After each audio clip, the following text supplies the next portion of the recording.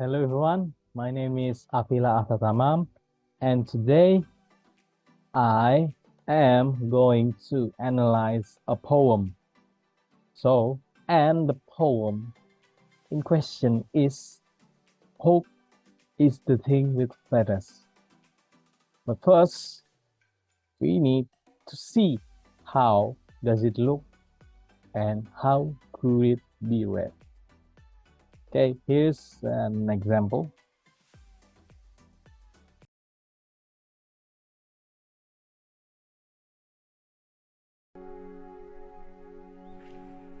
Hope is the thing with feathers that perches on the soul and sings the tune without the words and never stops at all.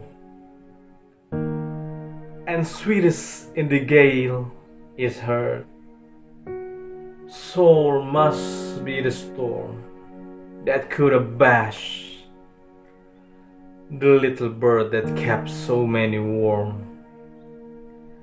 I've heard it in the cheerless lands and the strangest sea, yet never in extremity it asks a crumb of me.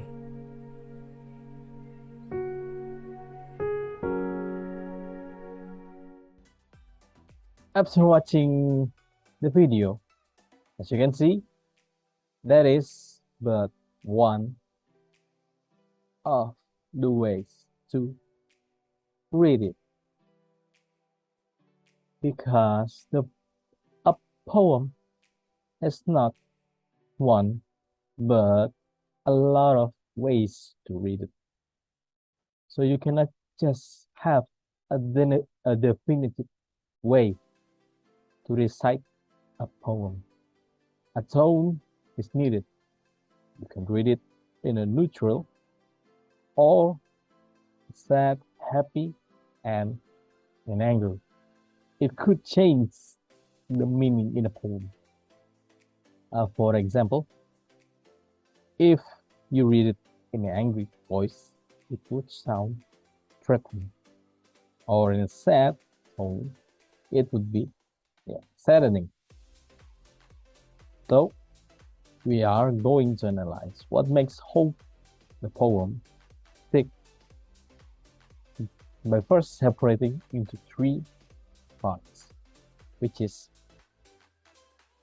physical, acoustics, and lexical. So let me explain each and every one of them. So the first things first, the physical one. What is physical in a poem? It is the length of their lines, their rhythms, the system of rhymes, and repetition. In a sense, it is reserved for the type of poem where these creatures have been shaped into a pattern, especially a familiar pattern. Like, for example, I'm going to take Love's Philosophy by W.H.Audi for this example. Just the first stanza. What is the stanza, for example? A stanza is a mix of lines in a poem. It consists of from 1 to 8 officially in one subject. So as you can see, this one has 4 lines in the stanza, so which is called quatrain. How long are they? How many syllables do they have? They alternate between 9 and 8 lines and syllables for lines. So as you can see, the fountains mingle with the river, it's 9, and the river with the ocean, it's 8. The winds of heaven mix forever, 9 again, with a sweet emotion. 8. This repeats throughout the poem. This is their length. So the next step is, what is their rhythms? Their rhythms is trochaic tetrameter. So what is the trochaic tetrameter? It is essentially there are stress and unstressed. Usually in acoustics, you can have stress and unstressed syllables. What do they mean exactly? Stress is when you put more effort in saying the word, your facial expressions. For example, pound. The pound is stress. The 10 is not stress. It's self-explanatory. So there, rhythms is trochaic parameter, which is the stress first, then the unstressed. It's repeated throughout the poem except for the first line, which is the, which is kind of weird. It's most usually expressed in the poem. Okay, and next up is the rhymes. What is rhymes? The rhyme is usually located in the end of a line. How can you know if it's a rhyme? Usually if they sound the same, it's usually a rhyme. They have no definitive patterns. There are many patterns, but this one uses the AB, DB, and CD. So it's basically 1-2-1-2 pattern. You can see fountains mingle with the river. It's A, so 1, and the river with the ocean. This is the second line. The winds of heaven mix forever. You can see with the river and forever, they both rhyme. So it's 1 and 1. And the second one with a sweet emotion. You can see again, ocean and emotion. That's the second. So it's making a repeated, full and perfect rhyme. Okay. And usually in a poem there is repetition. What repetition does this poem have? It's with. You can see fountains mingle with the river and the rivers with the ocean. The winds of heaven mix forever with a sweet emotion. With is prevalent in this poem. But that's what repetition is. Okay, the second one I'm going to present is the acoustics. What is it? So basically it refers to all sounds in a poem. Physical is means what you can see. And sounds, sound. Like how similarly they end and they're unstressed and stressed syllables. This is basically a repeat of the physical, but it's more specific. You can see, let's see again, the philosophy. How similarly they end. River, forever, ocean, and emotion. You see, they rhyme. And they're unstressed and stressed syllable. To make it simple to see, I have coded the text with red. So you can see the stress and unstressed. So you can see where it's the trochaic pattern 1-0-1-0, or basically stress and unstressed, except the first line. That's the odd one sound. Okay, and the third one is the lexical. It is basically the meaning behind the poem itself. So while physicals shines on what you can see the writing, the fountains mingle with the river. Lexical shines on what you understand about the poem. So there is no written. You have to understand it. In love's philosophy, you can understand that this is basically an invitation from the poet to the beloved. They usually ask in a seductive way. I can't really show it since this is just an example. You can see the full poem yourself. Okay, so we're getting off track. Now I am going to explain the poem Hope. The first one is the physical aspect of the poem. You can see there is rhyme. There's rhyme, rhythm, and repetition and length of the lines. You can see the poem on the screen. So basically, the rhyme of this poem basically follows a loose rhyme scheme of ABCB or AB. The ABCB is, because as you can see, is in the third stanza. The first and the second stanza has the AB, but it is expected a pattern of a ballad verse. The lines break pattern at the first and second stanza, but the pattern remains intact. So basically, what is the ballad? Usually a ballad verse consists of 8 to 6 syllables alternating. So you can see, and I'm going to read it in syllables. Hope is the thing with purpose. Hope is the thing with purpose. Hope is the thing with purpose. Usually 8.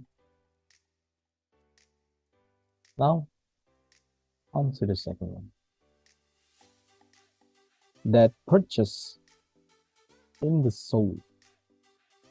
That purchase in the soul. So that's 6 syllables. It will alternate between the throughout this poem, except for the last specific last lines, which is yet, never, and extremity. It has a spondy lyric 2 M's. They basically stress, no, to unstress, and unstress, stress, and unstress and stress. I will explain them later, but you get the point. So the rhythm written in the ballad, as I explained to you. So this means the lines alternate between iambic, tetrameter, and iambic trimeter. So basically, this means unstressed and stressed syllables combined to, which is repeated in its lines for 4 or 3 times.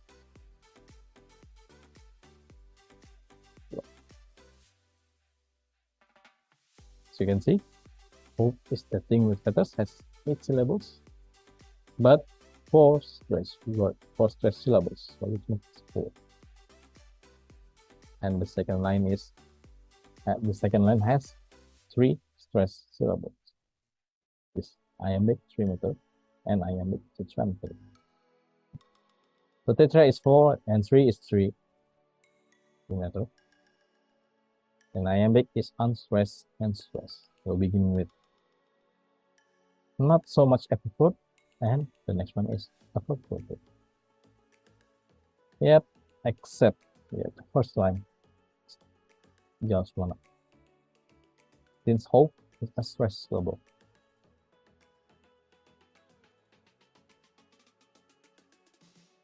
Okay.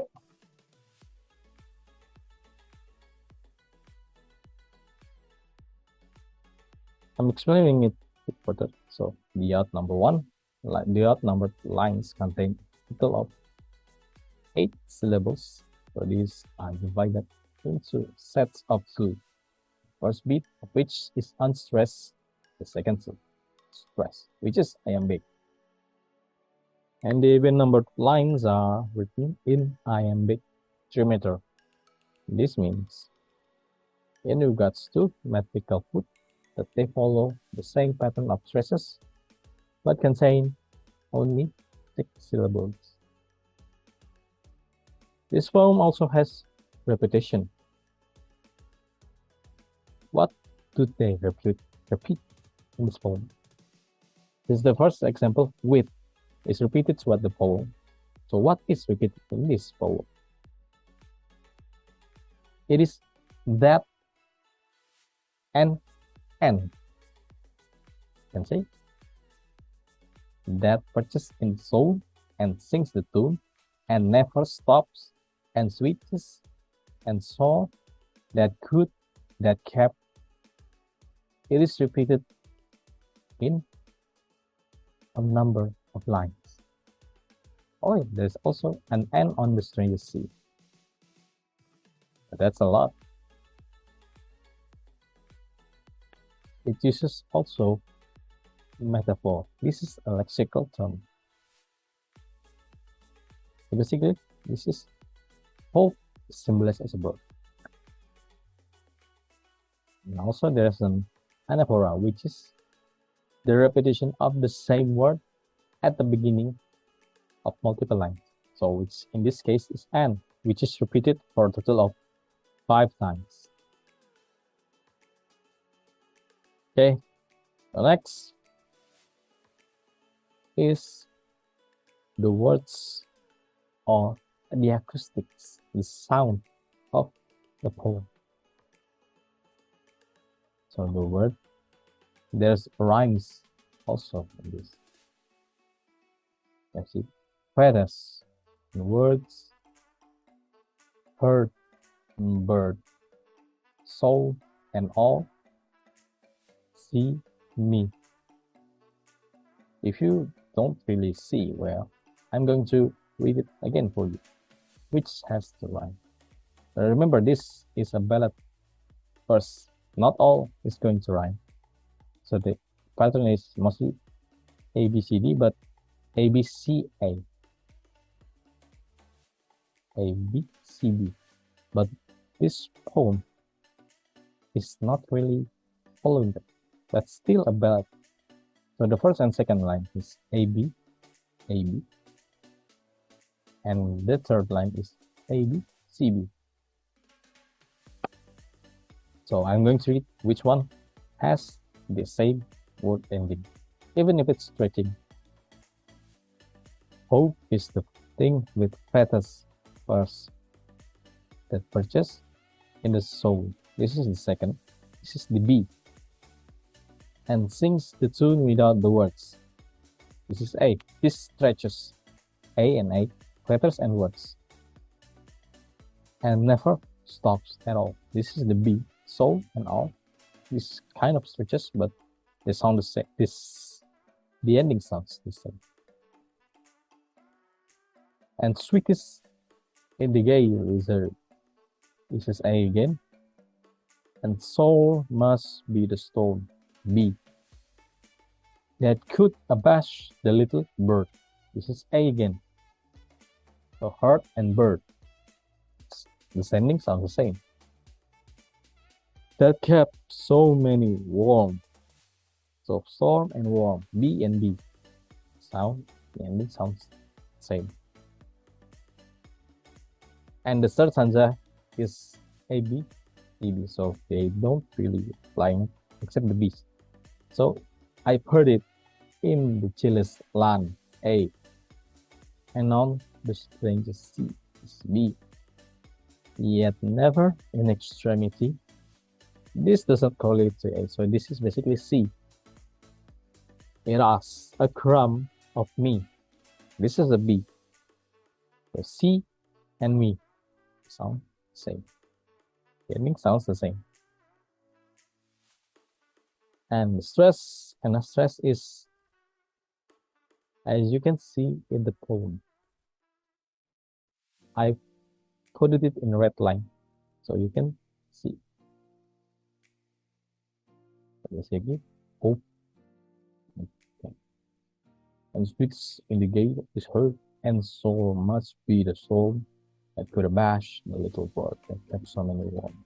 You can see the, as you can see, the rhyme, the rhythm is iambic, tetrameter, and trimeter.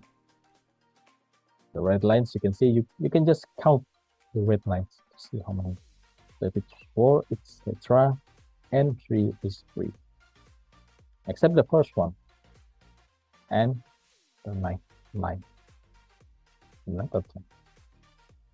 It's yet never in extremity has a different type of line. So it's a spondy. There is a spondy, a pyrrhic, and 2 iams. So basically, D meter. It's basically a D meter.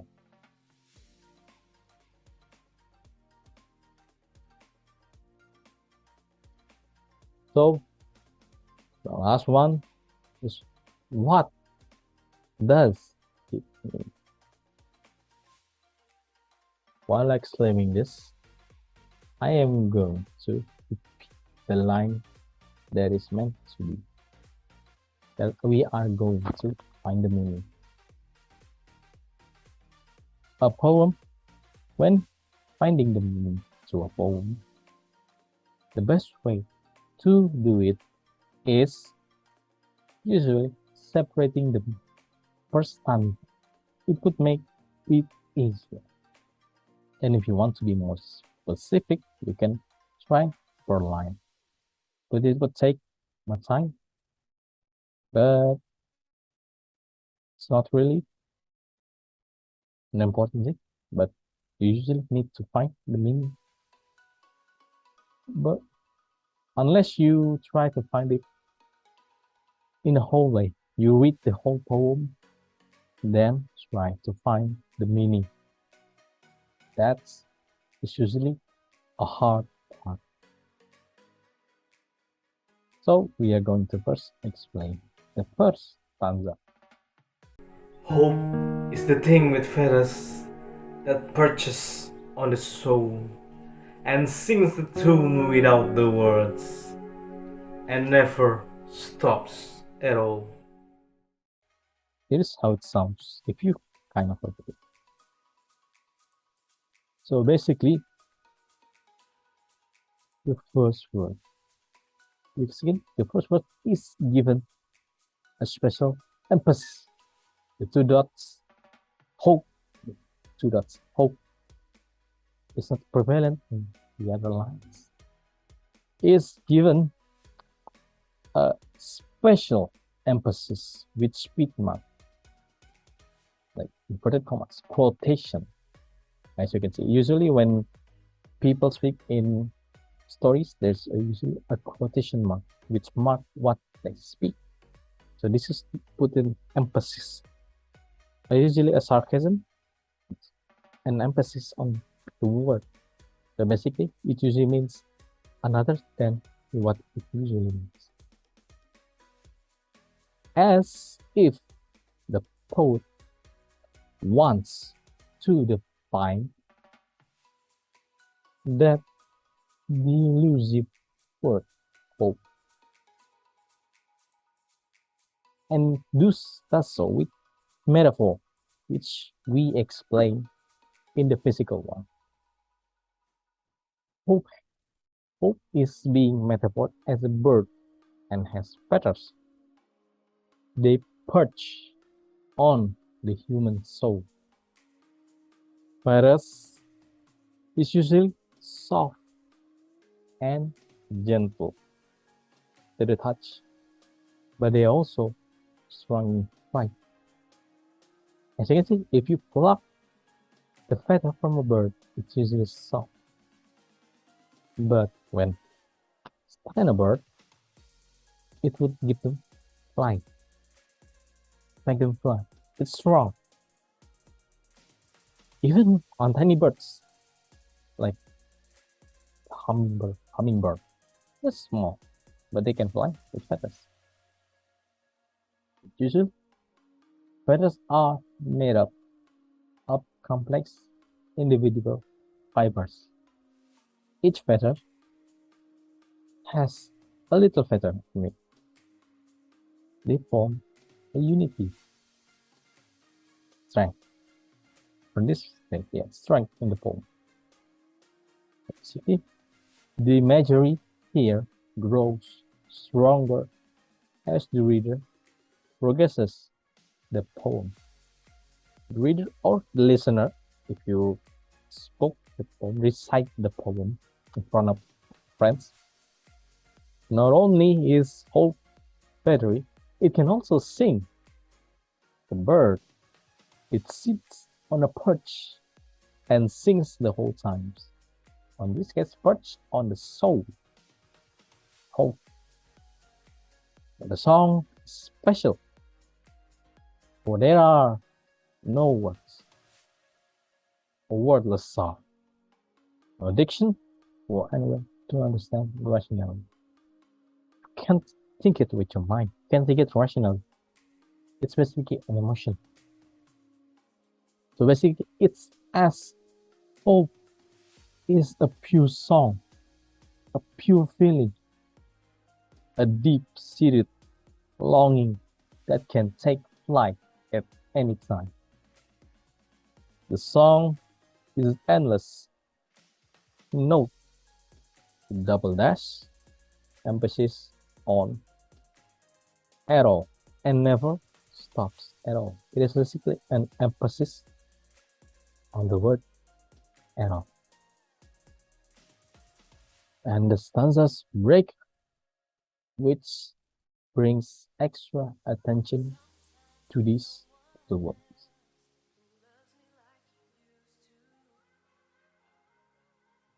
And then there's the second line. And sweetest in the gale is heard.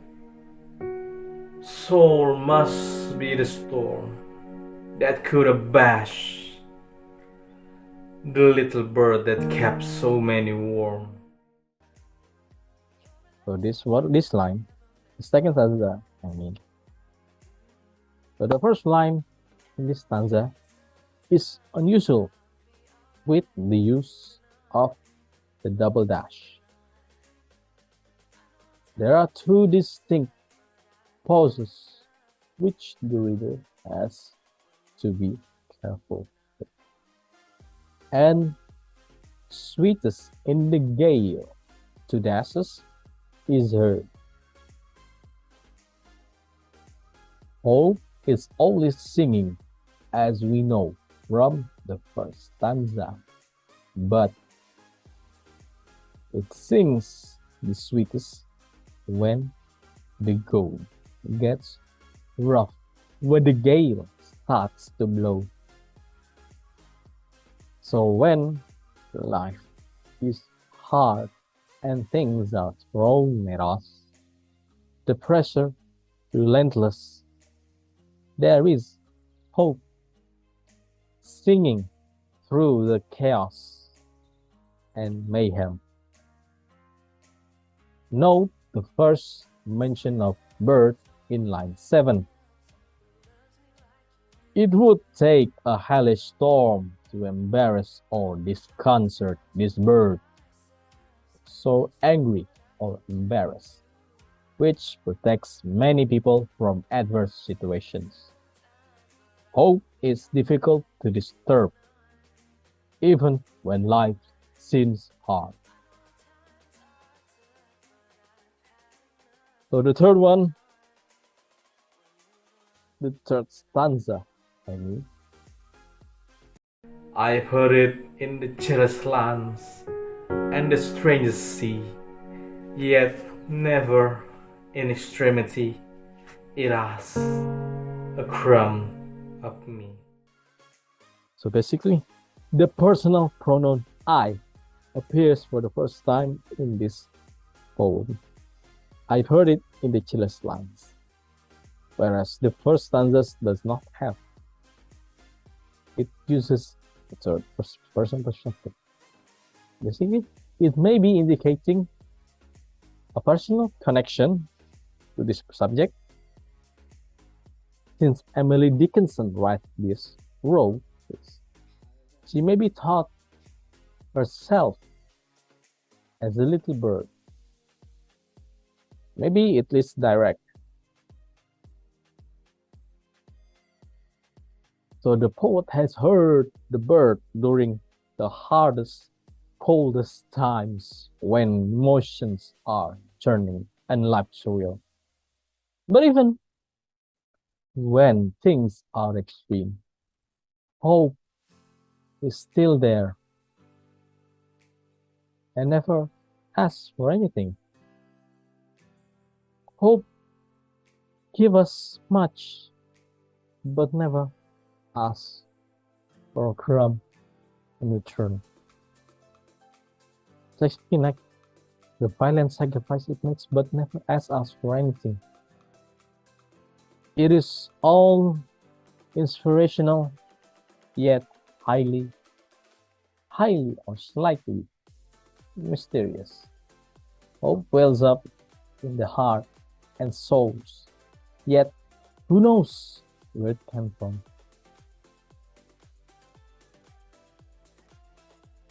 There is an abstract nature to hope. Even philosophy, religion, psychology, and metaphor are not sufficient. It can give us strength to carry on in the most adverse conditions. Its voice can be heard despite the noise at the height of the storm. That is all for my explanation on this poem analysis on hope is the thing with feathers. I personally am sorry if there will be any mistakes since I am still human. And I hope to see you all next time. Thank you for watching. Bye.